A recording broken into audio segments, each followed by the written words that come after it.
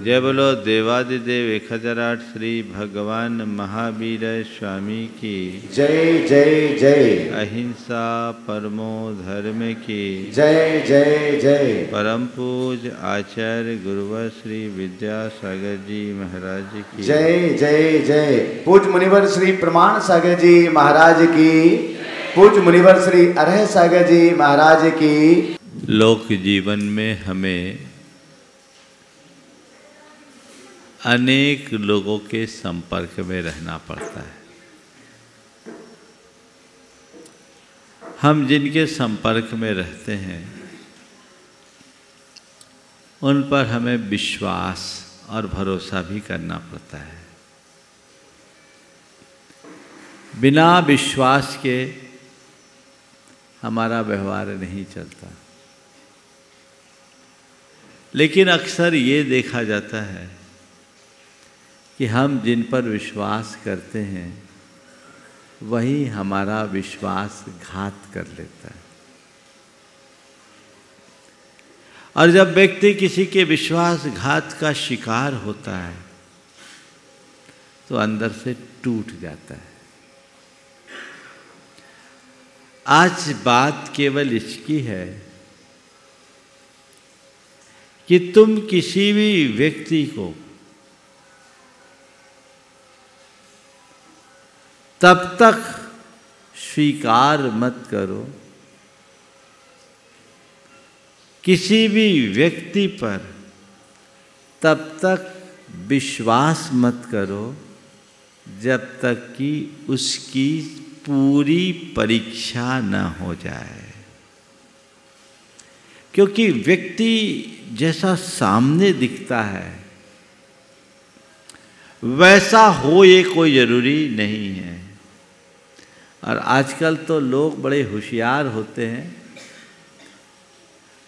बोलते बहुत मीठा मीठा है लेकिन अंदर से वे कहते हैं ना मीठी छुरी होते हैं। हमें ऐसे लोगों पर विश्वास करने से पहले उनकी परीक्षा लेनी चाहिए। परीक्षा कैसे ले?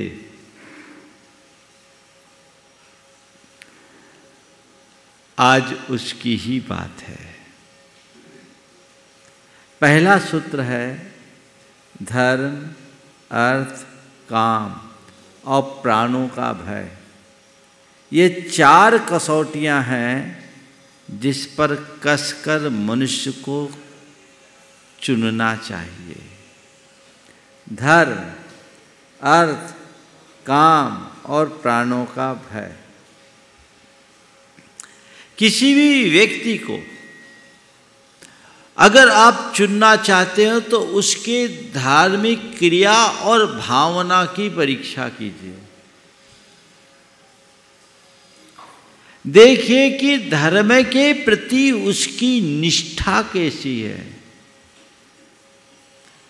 पर केवल ऊपर से धर्म करने वाले पर भरोसा जल्दी मत करना। बहुत लोग ठगे जाते हैं क्योंकि अच्छाई सदैव बुराई की ओट में पलती है। ऊपर से धर्मात्मा है लेकिन भीतर धर्म हो ये कोई जरूरी नहीं। लोग इसका भी दुरुपयोग करते हैं। एक भाई ने अपनी बेटी की शादी की और जिस घर में शादी की 8 दिन में बेटी लौट आई। बहुत परेशान।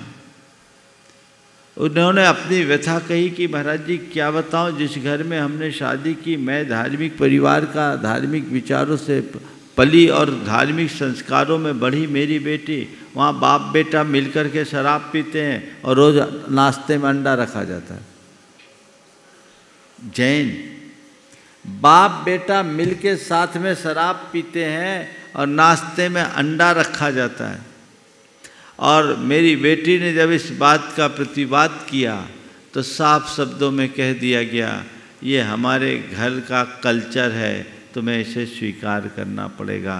बोले महाराज जी मेरी बेटी तो वहाँ खाना भी नहीं खा सकी, मुझे बताई, मैंने कहा यहाँ आ जाओ। मैंने पूछा कि तुम लोगों ने विवाह से पहले ये सब सोचा नहीं? बोले महाराज जी मैंने देखा जिस व्यक्ति के यहाँ संबंध हुआ, देखिए कैसा दोहरा चरित्र होता है मनुष्य का। वो व्यक्ति समाज के मुखियाओं में एक। बोला महाराज हमेशा धर्म मंचों में आगे रहने वाला, साधु संतों के कार्यक्रमों में अपनी मुख्य भूमिका निभाने वाला व्यक्ति, हमने सोचा धार्मिक परिवार, अच्छा संबंध है, कर दो। क्या हुआ? तुमने ऊपर का बाना तो देखा पर भीतर से पहचानने में चूक गए। अक्सर धोखा होता है और वे लोग जल्दी धोखा खाते हैं जो थोड़े उतावली होते हैं, अंधविश्वासी होते हैं, लालची होते हैं या केवल कर्म कांडों पर भरोसा रखते हैं। ये लोग जल्दी धोखा खाते, बहुत जल्दी किसी की भी बातों में आ जाते हैं। व्यक्ति के अंदर धर्म के प्रति कैसा भाव है ये देखो। ऊपर से तो धर्म की बड़ी बड़ी बातें कर ले, कई लोग मन मोह लेते हैं धर्म की बातें करके, लेकिन अंदर अधर्म पलता रहता है। व्यक्ति धर्मी है या नहीं, इसकी पहचान उसकी धार्मिक क्रियाओं से नहीं, पाप भीरुता से होती है। देखो उसको पापों से कितना डर है और उसका हृदय कितना संवेदनशील है। सच्चे अर्थों में देखा जाए तो पाप भीरुता और संवेदनशीलता के अभाव में धार्मिकता का आविर्भाव ही नहीं हो सकता। धार्मिकता का आविर्भाव नहीं हो सकता। तो अगर मेरे अंदर धर्म होगा तो मैं पाप से सदैव डरूंगा। मेरे हृदय में धर्म होगा तो मेरा हृदय सबके प्रति संवेदनशील होगा। जो लोग संवेदन शून्य होते हैं उनकी स्थिति अलग होती है, वो धर्मी नहीं हो सकते। जिनको कोई पाप का डर नहीं, बेखौफ होकर के पाप करने में रत रहने वाला व्यक्ति धार्मिक हो सकता है, धर्मी नहीं। इसलिए निकटता से देखो धर्म के संदर्भ में उसकी क्या धारणा है। केवल धार्मिक समारोहों में सहभागिता ले रहा है, धार्मिक क्रियाओं को कर रहा है, या उसकी अंतरात्मा में भी धर्म है। यदि धर्मी होगा तो पाप नहीं कर सकता। और जो व्यक्ति निष्पाप होगा वही निश्चल होगा, वो कभी किसी को धोखा नहीं देगा। तो पहली कसौटी व्यक्ति के धर्म से है। आप लोग धर्म को देखते हैं पर सतही तौर पर, क्या हाँ ठीक है, रात में भोजन नहीं करता, कोई व्यसन बुराई नहीं है, हाँ साधु संतों की सेवा करते हैं, रोज मंदिर जाते, पूजा पाठ करते हैं, ये अच्छी बात है। लेकिन उसकी अप्रोच कैसी है, सोच कैसी है? कहीं वो स्वार्थी तो नहीं है, मौका परस्त तो नहीं है, अंदर से क्रूर तो नहीं है, क्रोधी तो नहीं है, अभिमानी तो नहीं है। यदि ये दुर्बलताएं किसी मनुष्य में है तो वो साधु भी क्यों ना हो भरोसे के लायक नहीं है। क्यों? उसका व्यक्तित्व बिगड़ा हुआ है, बहुत उथले व्यक्तित्व के साथ जी रहा है। ऐसे उथले व्यक्तित्व के धनी से तुम यदि जुड़ जाओगे और उस पर अंधा भरोसा करोगे, धोखा खाओगे। बहुत जल्दी आजकल तो कोई भी किसी पर भी विश्वास कर लेते। किसी ने थोड़ा सा मीठा मीठा बोला, विश्वास। और आज के युवक युवतियों में ये ज़्यादा, और उसमें भी बुरा नहीं मानना, लड़कियों में जल्दी, बहुत जल्दी। थोड़ा सा लगेगा महाराज क्या बोल रहे हैं, लेकिन हकीकत है वो बहुत जल्दी इमोशनल हो जाती। ये उनकी कमजोरी है। और कई ऐसे चिटिंगबाज लोग होते हैं, इसको नोटिस में लेते हैं सामने वाले की कौन सी नस कमजोर है, उसी को पकड़कर अपना उल्लू सीधा करते हैं, सामने वाले को उल्लू बना देते हैं। मनुष्य को बहुत बुद्धि से काम लेना चाहिए। कब तुम ठगे जाओ कहा नहीं जा सकता। मेरे पास ऐसे अनेक प्रकरण आए जिनमें व्यक्ति पर विश्वास किया गया और उसी ने पीछे से छुरा भोंका, विश्वासघात का शिकार बने। तो पहले उसके धर्म को देखो, धर्म का दिखावा तो नहीं है। कैसा कैसा दिखावा होता है। अभी आप लोगों ने सुना गरबा चल रहा है, और मुझे कल बताया किसी भाई ने कि महाराज गरबा में कुछ दूसरे धर्म जो मूर्ति पूजा पर विश्वास नहीं करते, उसके लोग गरबा के पंडालों में आए अपना नाम बदल कर। उनका मकसद वहाँ आना और लड़कियों से दोस्ती करना और दोस्ती का हाथ बढ़ाकर अपना हाथ साफ करना। यही है ना प्रयोजन। उद्देश्य ही गलत। तो एक प्रसंग बता रहा हूं, धर्म के संबंध में चूक कहां होती। एक स्थान पर हमारा चातुर्मास चल रहा था, 10 लक्षण का शिविर था। एक युवक आया, उसने कहा मैं भी इस शिविर में आना चाहता हूं और मैं 10 दिन उपवास करना चाहता हूं। वो युवक पहली बार आया था। मैंने उसको देखा, पूछा क्या नाम है, कौन हो, अपना नाम पता बताया। जैन तो था ही नहीं, हिंदू भी नहीं था। उसने अपना नाम बताया। मैंने पूछा अच्छा तुम उपवास करना चाहते हो, क्यों करना चाहते हो? बोला महाराज मेरे मित्र हैं, उनके पिताजी एक्सपायर हो गए स्कूटर के एक्सीडेंट में, तो मेरे मन में बड़ा गम है, उस गम को मिटाने के लिए मैं उपवास करना चाहता हूँ। मैंने कहा ठीक है भाई, उपवास करना चाहते हो तो बात की बात है, पहले तुम बोलो तुम शाकाहारी हो कि नहीं। बोले 10 दिन तो मुझे कुछ खाना ही नहीं महाराज, मैं शाकाहारी रहूँगा। मैंने समझदारी से काम किया। बोले ठीक है एक काम करो, एक कमेटी के सज्जन थे, बोले इनका नाम पता लिख लो, फ़ोन नंबर लिख लो, कमेटी से बात कर लेना। उसको तो खिसकाया। बाद में हमने वहाँ के लोगों को बुलाया। वहाँ के कुछ लोग थे जो बड़े कर्मठ थे और इस तरह के प्रकरणों में बड़ी तीखी नज़र रखते थे। हमने बोला देखो ये प्रकरण है, इसकी जांच करो, मुझे संशय दिखता है, कोई चालबाजी दिखती है। दूसरे दिन मेरे पास रिपोर्ट आ गई। रिपोर्ट क्या आई कि स्कूटर से एक्सीडेंट की बात तो सही थी, पर उस व्यक्ति का उसके बेटे से कोई संबंध नहीं था, उसकी बेटी से प्रेम था। लड़की थोड़ी धार्मिक थी। वो ये बात दर्शाने के लिए कि मैं जैन धर्म स्वीकार कर सकता हूँ 10 दिन शिविर में रहना चाह रहा था। वो तो तत्काल एक्शन लिया गया। लड़की के परिवार के लोगों को बुलाया, लड़की को वहाँ से शिफ्ट किया, सेम डे शिफ्ट करा दिया। बोले यहाँ मत रखो। लड़की को समझाया, हाँ लड़की बच गई, नहीं तो पता नहीं किस जिहाद के चक्कर में फंस जाती है ना। बहुत सारे लोग बोलते रहे ये तो कुछ नहीं, फ्रेंड है, फ्रेंड है ना। बेटे बेटियां आते हैं एक दूसरे से मिलते हैं, माँ बाप को हमारा फ्रेंड है, और फ्रेंड का फ्रॉड कर लेता पता लगता है। फ्रेंड भी फ्रॉड बन जाए। व्यक्ति को पहचानिए, समय से पूर्व आप उसे पहचान जाओगे तो कभी विफल नहीं होगे, और आंख मूंद कर भरोसा करोगे तो हाथ ही मलते रहोगे और कुछ नहीं होगा। पाप से डर है या नहीं, संवेदना उसके हृदय में है या नहीं, इन दोनों को देखते हुए उसकी धार्मिक क्रियाकलापों पर नजर रखो, फिर उस पर भरोसा करो।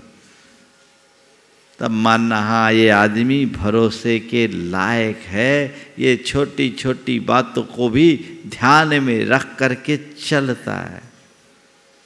पर इसमें एक बात और बताई दे रहा हूँ, जो आदमी ज़्यादा दिखे ना तो उस पर थोड़ा और गंभीरता से वाच करना।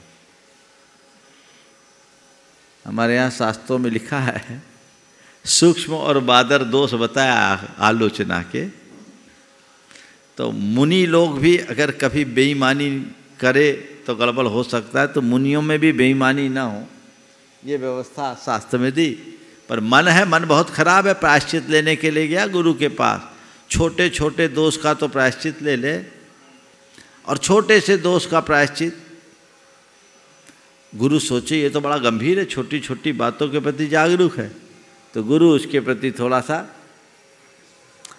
तटस्थ हो जाए, या ठीक है विश्वास हो गया, छोटे दोष का प्रायश्चित ले और बड़े बड़े घोटाले करे। ऐसा होता है ना, एंड नौटंकीबाज लोग सारे दुनिया में मिलते हैं। तो जो व्यक्ति छोटी छोटी बातों को आपके सामने प्रकट कर रहा है या उनके प्रति गंभीर बन रहा है, वहां छोटे छोटे पापों से डरने की बात कर रहा है, उस पे अपनी आंखें ज्यादा गड़ाना, देखना कि छोटे के साथ बड़े का कुछ खेला तो नहीं है, और जब तक उसे अपनी कसौटी पर मत कस लो, भरोसा मत करना। क्योंकि तुम जिस पर भरोसा करोगे वही तुम्हारा बंटाधार कर सकता है। तो पहली कसौटी धर्म की क्या है? पाप से डर और संवेदनशीलता। ये दूसरों के लिए करो और खुद के लिए भी कसो। मेरे भीतर धर्म है या नहीं मुझे भी देखना है। जब मैं खुद ही पाप से नहीं डरूंगा, मेरा मन खुद ही संवेदन शून्य होगा, तो फिर मैं औरों के प्रति क्या व्यवहार करूंगा? जैसा मैं रहूंगा वैसा सब दिखेगा। अगर मुझे अपने जीवन की उन्नति चाहिए, अगर मैं अपने जीवन का कल्याण करना चाहता हूं, तो मेरी ये जिम्मेदारी है कि मैं धर्म की कसौटी पर खरा उतरूं। धर्म ओढ़ने से कल्याण नहीं होता, धर्म धारने से कल्याण होता है। धर्म ओढ़ने से कल्याण नहीं होता, धर्म धारने से कल्याण होता है। धर्म ओढ़ने की चीज नहीं है, धारण करने की चीज है। धारण करो और उद्धार करो। दूसरा अर्थ है पैसा। व्यक्ति का पैसे के प्रति क्या दृष्टिकोण है, ये भी देखो। अगर पैसा ही उस व्यक्ति की प्राथमिकता है, तो समझ लेना ये आदमी पैसे के लिए किसी भी हद तक जा सकता है। इसका कोई ईमान ही नहीं है, ये कुछ भी कर देगा, कितना भी नीचे गिर सकता है, खुद को भी बेच सकता है। तो देखो, पैसा जोड़ना, पैसे को प्रमुखता देना बुरा नहीं है, देना भी चाहिए, पर पैसा ही जिसकी प्राथमिकता हो, जिसके लिए पैसा ही सब कुछ हो, रिश्ते नाते भी पैसे के आगे मूल्य नहीं रखते हो, तो समझना ये आदमी भरोसे के लायक नहीं है। क्योंकि इसके लिए मनुष्य से ऊंचा स्थान पैसों का है। वो केवल पैसे के नजरिए से देखेगा, उसकी सोच पूरी तरह कैलकुलेटिव होगी। हर बात में जोड़ घटाव लगाने वाला मनुष्य भरोसे के लायक नहीं होता। ऐसा आदमी या तो लालची होता है या धनांध हो जाता है। लालची और धनांध दोनों प्रकार के लोग किसी भी स्तर तक जा सकते हैं, और ऐसे कार्यों के लिए वे नाना प्रकार का पापाचार भी कर सकते हैं। कब किसको धोखा दे दे, कब किसको चूना लगा दे, कोई भरोसा नहीं। आए दिन ऐसा होता है ना, पैसा ऐंठने के लोग कितने तरीके के हथकंडे अपनाते हैं, आप लोग देखते ही हो। और आजकल तो साइबर क्राइम पैसों के ही पीछे तो हो रहा है। और एक बात ध्यान रखना, पैसा जिसकी प्राथमिकता हो या जो फिजूल खर्चा करने वाला हो, जरूरत से ज्यादा खर्चा करने वाला, अधिक शौक करने वाला, मौज करने वाला, पानी की भांति पैसा बहाने वाला इंसान भरोसे के लायक मत समझना। क्यों? उसके जीने का तरीका कृत्रिम है, बनावटीपन है। वो पैसा बहा रहा है तो फिर उसी तरीके से पैसा कमाने का रास्ता अपनाएगा, और हो सकता है उसमें तुम्हें भी बहा दे, खुद भी डूबेगा, तुम्हें भी डुबा दे। न तो पैसे का अपव्यय करने वाला होना चाहिए और न ही पैसे को प्राथमिकता देने वाला होना चाहिए। कैसा होना चाहिए? पैसे का सही उपयोग करने वाला होना चाहिए, कमाने वाला हो और उसका उपयोग करने वाला हो। अर्थ के संदर्भ में ये दृष्टिकोण होना चाहिए। आप लोगों को थोड़ा पैसा वाला दिखता है तो बहुत जल्दी भरोसा कर लेते होता, कई तरह के लोग होते हैं। अब पैसे का भरोसा का एक किस्सा सुना दूं। धर्म क्षेत्र में भी लोग कैसा कैसा कर्म कर देते हैं। एक स्थान पर हम थे, गुरु जी के साथ थे, बहुत पुरानी बात है, अब स्थान का नाम नहीं ले रहा हूँ, कमेटी के लोग लपेट लेंगे। स्थान कुछ चीज़ें सेंसर करनी पड़ती है क्योंकि लाइव प्रोग्राम है, अभी 10 तरह की बातें होती, इसलिए मैं बातें जो करता हूँ नाम बहुत कम प्रयोग में लेता हूँ। हाँ, गुरु जी का प्रवास था। एक युवक आया, आते ही कमेटी में बोला, एक बड़े नामी खानदान का नाम लेकर, मैं उनका पौत्र हूँ और हमारे दादाजी यहाँ आने वाले हैं। आज से कुछ दिन पहले यहाँ आए थे, शाम के समय जगह नहीं थी, सब लोग हॉल में लेटे हुए थे, तो बोले मैं निकलता हूँ। उनने मुझे भेजा और कहा जाओ 20 कमरे फुल फर्निश्ड बना दो। अब क्या 20 कमरे बनाने का ऑफर उस क्षेत्र के लिए बहुत बड़ा ऑफर था, क्योंकि वो क्षेत्र उस समय उतना विकसित नहीं था। अब कमेटी के लोग तो उसके आगे पीछे घूमने लगे, कमेटी के लोग आगे पीछे घूमने लगे।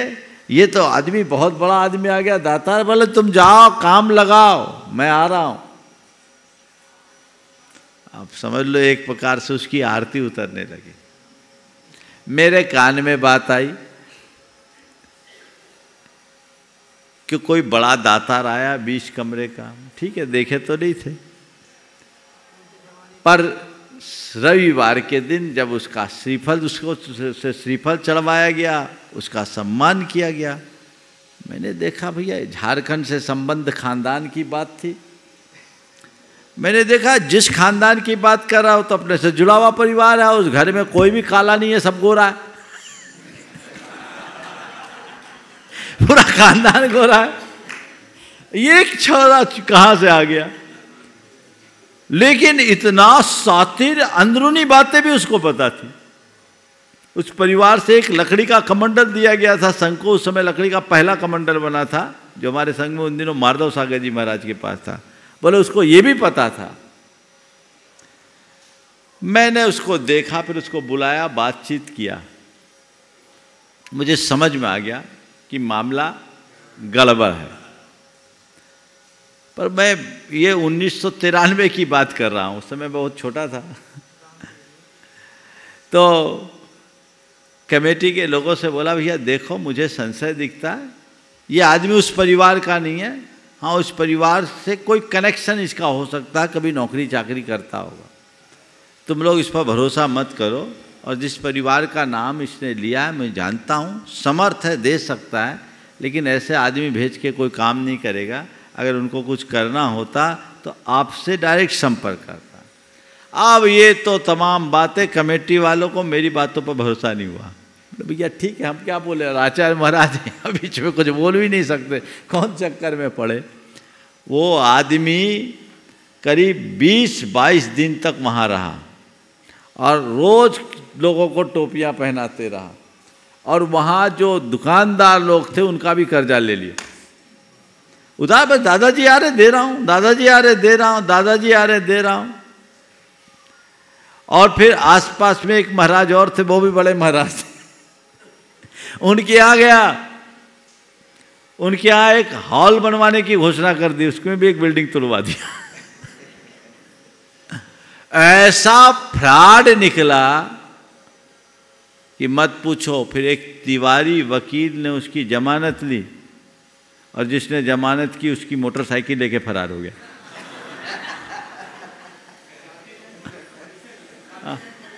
और जाते समय पैसा और लिया। बाद में जब कलई खुली तब पता लगा और विज्ञप्ति जारी करनी पड़ी। तो कहने का तात्पर्य है, खर्चा बहुत करता था। तो जो ज्यादा खर्चीला हो ना, वो बेईमान आदमी निकल सकता है। अर्थ के प्रति उसकी क्या दृष्टि है देखो। फिर तीसरी बात, काम। उस व्यक्ति की आंखों में पवित्रता है या नहीं देखो। मनुष्य की कामुक वृत्ति का अंदाज उसकी दृष्टि से होता है। जिस व्यक्ति की आंखों में विकार हो, उस व्यक्ति पर कभी भरोसा मत करना। वो आदमी कभी भी खूंखार बन सकता है। और इसी तरह जो व्यक्ति ऐसी कामुक प्रवृत्तियों को उकसाने वाले साधनों का अवलंबन लेता हो, चाहे वो नशा करता हो, चाहे ड्रग्स लेता हो, अथवा पोर्न एडिक्ट हो, उस पर भरोसा मत करना। वो आदमी पिशाच बन सकता है। कभी भी तुम्हारे लिए वो संकट डाल सकता है। आए दिन ऐसी घटनाएं प्रकाश में आती है, आप लोग देखते ही हो, सुनते ही हो, है ना। ऐसी प्रवृत्ति से जुड़े व्यक्ति से सुरक्षित दूरी रखना। न निकटता, न बैर, न दोस्ती, न दुश्मनी। भैया तुम अपना काम, हम अपना काम, मिल गए तो राम राम, नहीं तो अपने काम से काम। प्रगाढ़ता मत रखना। ये नीति की बात है। तो धर्म, अर्थ, काम और फिर प्राणों का भय, उसको है कि नहीं? अपने प्राण का, अपनी प्रतिष्ठा का, अपने गौरव गरिमा का। जिसको डर होगा वो कभी अकार्य नहीं करेगा, और जिसको डर नहीं वो आदमी खूंखार बनेगा, वो आदमी गद्दार बनेगा, वो कुछ भी कर सकता है। तो कोई अगर तुम्हें बोले ना, मैं तेरे लिए जान भी दे सकता हूं, मैं लड़के लड़कियों को बोल रहा हूं, जो कहता है कि मैं तेरे लिए जान भी दे सकता हूं, वो जान दे या न दे, तुम्हारे प्राण जरूर ले सकता है।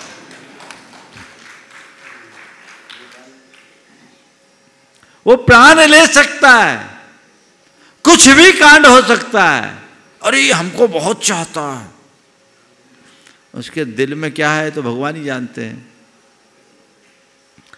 आज चहेता बनता है और कल वही दगाबाज बन जाएगा। आजकल ये सब चीजें ज्यादा होने लगी, क्योंकि पहले हमारे लोक संपर्क सीमित रहते थे, अब तो बहुत ज्यादा हो गए। साथ में पढ़ना है, साथ में काम करना है, और इसके अलावा आपके पास तो आपका गैजेट है, उसमें फेसबुक है, व्हाट्सएप है, ट्विटर है, और क्या इंस्टाग्राम है, और क्या है, यही है, 4 ही है। बहुत है, बहुत है। एक ही उल्लू काफ़ी है बर्बाद गुलस्ता बनने करने को। बस एक ही उल्लू काफ़ी है बर्बाद गुलिस्ता करने को। हर डाल में उल्लू बैठा है, अंजाम गुलिस्ता क्या होगा। ये क्या है? कनेक्शन जिसका आपस में कोई रिलेशन नहीं। अभी 5 दिन पहले एक परिवार मेरे पास आया, उनके साथ एक बच्ची भी थी, 16 साल की बच्ची थी, नाबालिग बच्ची। उस लड़की का एक फेसबुक फ्रेंड बना, 32 साल का, डबल उम्र। और आपको क्या बताऊं, मुझे बोलने पे बड़ा संकोच हो रहा है। परिवार के लोगों ने उस बच्ची के लिए प्रायश्चित दिलाने के लिए मेरे पास आया। उस बच्ची का 2 बार एबॉर्शन हो चुका था 16 साल की उम्र में। जब मैंने बच्ची से बातचीत की तो बोला फेसबुक की, वो बच्ची बोली हम फेसबुक के माध्यम से जुड़ गए। दोनों के निवास स्थान में 700 किलोमीटर का अंतर, पर फिर भी फेसबुक से जुड़ने के बाद कहाँ मौका मिला, कहाँ बुलाया, क्या कहा, पूरी कहानी मैं बोल नहीं सकता। मैंने बच्ची से पूछा, बोले क्या? बोले वो बहुत अच्छी बातें करते थे, मुझे लगता था कि मेरे पापा से भी अच्छे। तो मैं कहता हूं व्यक्ति की दृष्टि में पवित्रता। हम लोगों के जमाने में नर नारी आपस में हाथ नहीं मिलाते थे। अब तो हाथ मिलाए बिना काम ही नहीं चलता, कोई दिक्कत नहीं। पर मैं तुमसे ये कहता हूं, कोई तुमसे हाथ मिलाए, तुम उनकी आंखें देखो, आंखें कुछ खोज तो नहीं रही है। अगर उसकी नजरें कुछ खोज रही है तो समझ लेना ये आदमी खोटा है, भरोसे के लायक नहीं। अरुण इशारा कर रहा है महाराज, अब हाथ मिलने की बात तो दूर, अब तो गले मिलने लगे हैं। अब गले नहीं मिल रहे, अब गले पड़ रहे। चाहे जिसको गले लगाना, ये तो मर्यादा के विरुद्ध है। ये सब पश्चिमी सभ्यता का अंधानुकरण है जो मनुष्य को कहीं का नहीं रहने देता। ऐसे अंधानुकरण की वृत्ति से बचना चाहिए, सब प्रयत्न बचना चाहिए, हमारी सर्वोच्च प्राथमिकता में होना चाहिए। तो देखो सामने वाले की नजर क्या है। सत्यमेव जयते का एक एपिसोड आया था, उसमें बच्चों के साथ जो गड़बड़ियाँ होती थी उसमें कुछ हिदायतें दी गई कि आप बच्चों से बताएं, चाहे वो आपका कितना भी रिलेटिव हो, छोटे छोटे लड़कों के साथ भी जो दुराचार हुआ, उसमें बताई गई कि जो व्यक्ति तुम्हारे प्राइवेट पार्ट पर दृष्टि रखे उससे दूरी रखो। ये बच्चों के लिए बताया गया। पर अब क्या करें, हमारे अंगों के प्रति जिसकी नम्र दृष्टि होनी चाहिए, आज अंगों का ही प्रदर्शन हो तो फिर क्या होगा। ये भी तो गलत है। नर हो या नारी, व्यक्ति को परखे बिना भरोसा मत करना।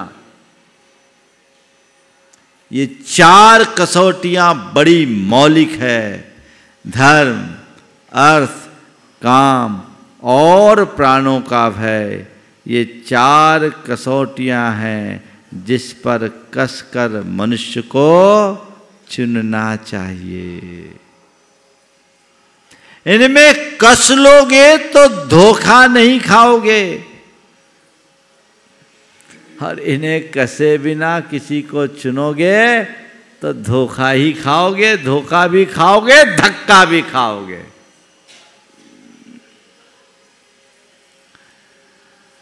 आजकल लोगों की स्वार्थपरक वृत्ति, मौका परस्ती, अवसरवादिता या मतलबीपन के भाव बहुत तेजी से बढ़ते जा रहे हैं।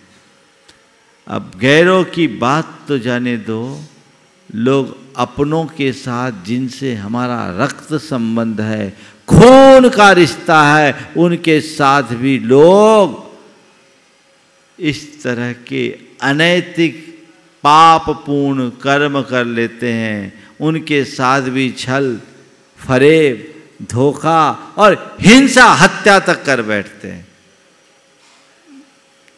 तो विचार करना चाहिए कि नहीं? चाहे तुम्हारा नौकर चाकर हो, चाहे तुम्हारा पड़ोसी हो, चाहे तुम्हारा मित्र हो, कोई भी क्यों ना हो, विश्वास करके ही, बिना परीक्षा के किसी को मत चुनो। और केवल एक बार परीक्षा मत लो, बार बार लेने के लिए देखो, तब काम होगा और वही योग्य मनुष्य होगा। शेष बातें आप सबके लिए कल करूँगा। ये विषय अभी 2-3 दिन और चलेगा, बहुत मौलिक विषय है। हमें इन बातों पर बहुत गंभीरता से विचार करना चाहिए, जिससे हम अपने जीवन को सुंदर बना सके, अच्छा बना सके और जीवन में आनंद रस भर सके। बोलिए अहिंसा परमो धर्म की।